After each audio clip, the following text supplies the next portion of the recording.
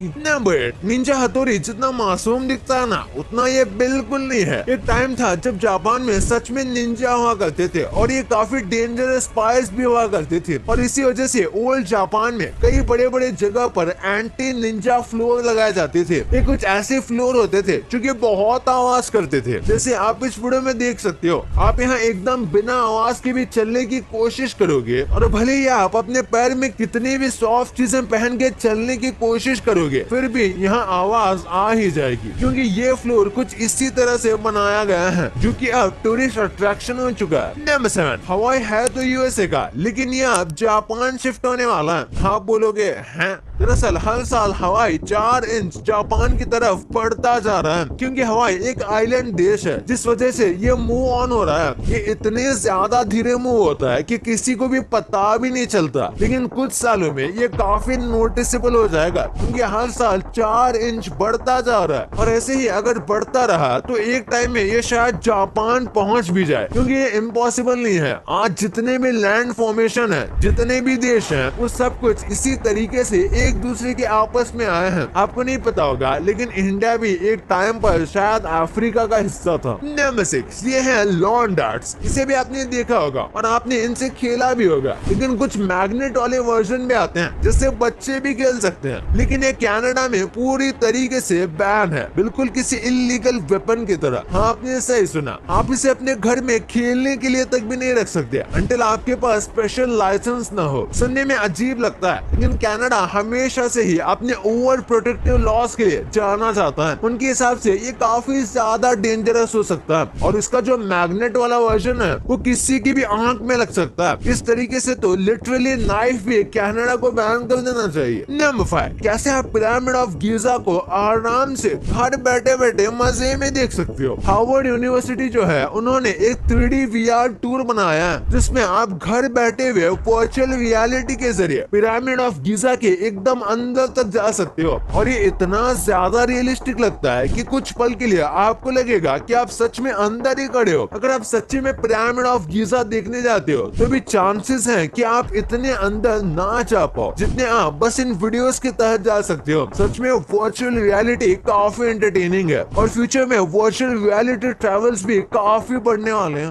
Number 4, ये flag जो है ना, ये बना कैसे, ये देखकर आपको सच में शौक लगने वाला है। ऐसा यूके का फ्लैग तो आपने देखा ही होगा, ये यूके का फ्लैग है, लेकिन क्या आपको पता है इसे बनाया कैसे गया था? नहीं, तो ये है इंग्लैंड का फ्लैग और ये है स्कॉटलैंड का फ्लैग। इन दोनों को मिक्स करके पहले यूनियन फ्लैग बनाया गया था, वो कुछ इस तरीके का था, और उसके बाद इसमें आयरलैंड मिक्स हो गया और फिर जाकर ये फ्लैग बना, जो कि अभी भी यूके का फ्लैग है। यूनाइटेड किंगडम्स यानी कि यूनियन किंगडम्स का इन 3 किंगडम्स के फ्लैग को मिलाकर बनाया गया था। और यूनियन बनाने से पहले इन तीनों देशों के अंदर बहुत ज्यादा लड़ाई होती थी, लिटरली बहुत ही ज्यादा। इनके हिस्ट्री में काफी ज्यादा लड़ाइयां, वाइकिंग्स भी इनके हिस्ट्री का पार्ट ही थे। नंबर 3, नॉर्वे की एक सिटी का नाम है हेल। हाँ भाई, इन्होंने सिटी का नाम ही रख दिया नरक, यानी कि अब आप जिंदा ही नरक में जा सकते हो। और ये एक लौता ऐसा सिटी नहीं है, नॉर्वे में और भी कई सारे सिटी हैं जिनके नाम काफी अजीब होते हैं। जैसे कि यहाँ एक सिटी का नाम है राइवा, जिसका मतलब होता है बट, और यहाँ की एक सिटी का नाम है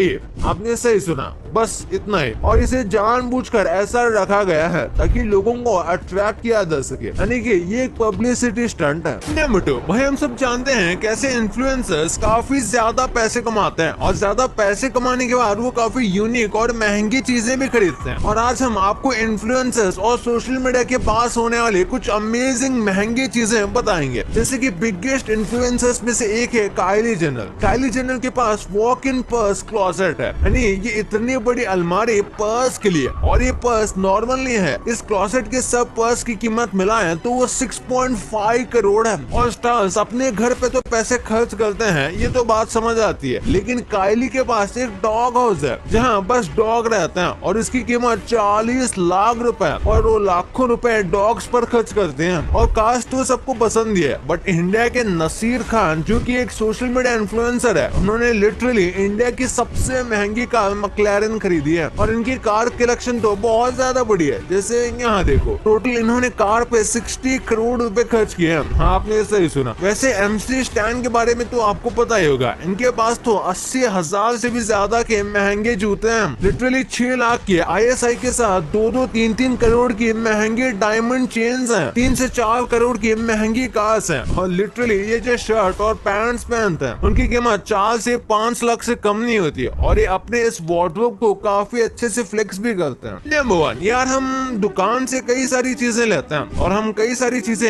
MRP पर लेते हैं। एक्चुअली MRP से प्रोडक्ट की मेकिंग प्राइस काफी सस्ती होती है, जो कि रीसेलर तक आते आके महंगा हो जाता है। जैसे कि कुरकुरे की बात करें तो इसका छोटा पैकेट करीब 2 रुपए में बन जाता है, पैकेजिंग तक सारा खर्च मिला के। उसके बाद ये हमारे तक आते आते 5 हो जाता है, 3.5 या ऑलमोस्ट 4 में रीसेलर को मिलता है और 5 में हमें बेचते हैं। फिर मैगी की बात करते हैं तो इसकी मेकिंग प्राइस काफी हिडन रखी गई है, लेकिन इसका रीसेलर प्रॉफिट मार्जिन हमें मिल गया है जो कि है 9%, यानी 14 से 15 रुपए में दुकानदार 2 रुपए कमाता है। और इस हिसाब से शायद मैगी का मेकिंग चार्ज पूरा पैकेजिंग तक कुछ 8 से 9 रुपए होगा। और फिर कच्चा मैंगो जैसी 1-2 रुपए की चीजें होती हैं, उसमें ज्यादा प्रॉफिट मार्जिन नहीं होता, barely 30 to 40%, यानी कि 30 पैसे, नॉट इवन 1 रुपए होता है। लेकिन ये मोस्टली बल्क में बिकते हैं, इसलिए फिर भी प्रॉफिट दे देते हैं। लगभग सारी चॉकलेट की कॉस्ट इतनी है। और फिर कुछ नॉर्मली सॉल्टी चिप्स की बात करें तो इसकी मेकिंग कॉस्ट 5.5 पैसे कुछ होगी और वो बिकता